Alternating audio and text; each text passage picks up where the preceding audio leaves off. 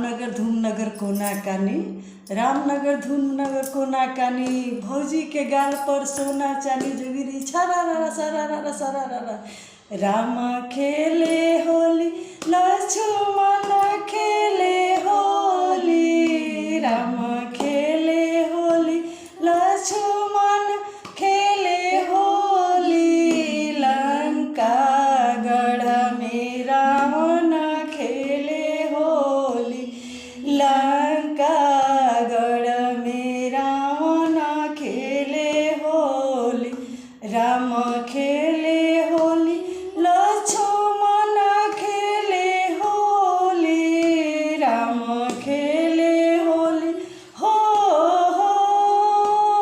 राम खेले होली लक्ष्मण खेले होली, लंका गढ़ में रावण खेले होली, लंका गढ़ में रावण खेले होली। शिव खेले होली पार्वती खेले होली, शिव खेले होली पार्वती खेले होली, लंका गढ़ में रावण खेले होली, लंका गढ़ में रावण खेले होली।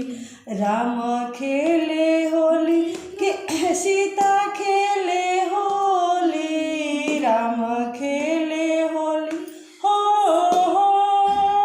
राम खेले होली संग सीता खेले होली, लंका गढ़ में रावण खेले होली, लंका गढ़ में रावण खेले होली।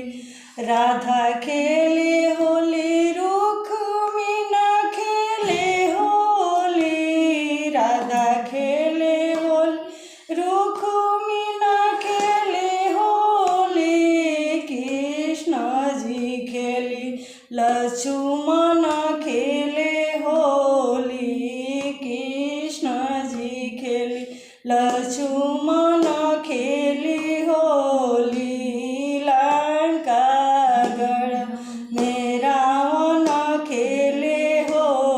राम खेले होली लक्ष्मण खेले होली, राम खेले होली लक्ष्मण खेले होली, लंका गढ़ में रावण खेले होली, लंका गढ़ में रावण खेले होली, लंका गढ़ में रावण खेले होली, लंका गढ़ में रावण खेले हो। भूत खेले